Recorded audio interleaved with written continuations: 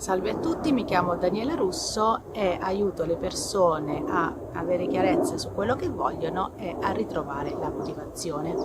Oggi parliamo di come sbarazzarci del dubbio su noi stessi.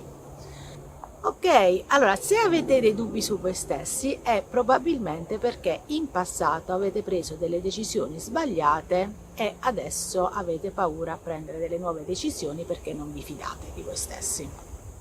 Prima di tutto parliamo del dubbio. Il dubbio non è una cosa negativa, cioè il dubbio è quello che ci permette di imparare e ci permette di crescere. Per esempio, se avete il dubbio se sapete guidare o no, non è il caso che vi mettete a guidare, è meglio che prima imparate.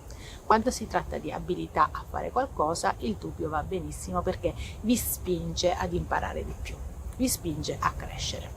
Quando si parla del dubbio su voi stessi, allora chiedetevi se in passato avete preso delle decisioni basate sulla paura o quando eravate in modalità sopravvivenza e poi vi siete pentiti della decisione che avete preso.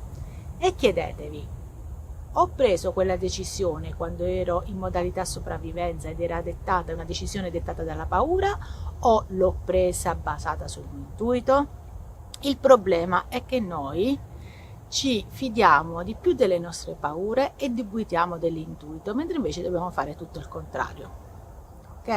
Le decisioni basate sull'intuito sono sempre quelle giuste.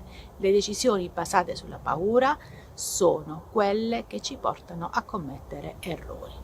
Quindi se vi trovate adesso in un momento in cui dovete prendere una decisione importante e dubitate su voi stessi, cominciate a fare una conversazione con voi stessi. Quindi perché in ogni decisione c'è una decisione che è basata sull'intuito e una decisione basata sulla paura. La decisione che è basata sulla paura è praticamente quella parte di voi stessi che vi vuole tenere al sicuro, che vi vuole proteggere, perché il cervello è programmato per la vostra sopravvivenza. Il cervello non piace la novità, il cervello è programmato per tenervi al sicuro. Quindi se voi vi fidate di questa parte che è programmata per tenervi al sicuro, non crescerete mai e rimarrete sempre nello stesso circolo. Al momento di prendere una decisione, fate una conversazione con voi stessi. Qual è la parte che è basata sulla paura di crescere e qual è la parte invece che è basata sull'intuito? E poi fidatevi di quello che vi dice l'intuito e non fidatevi di quello che vi dice la paura.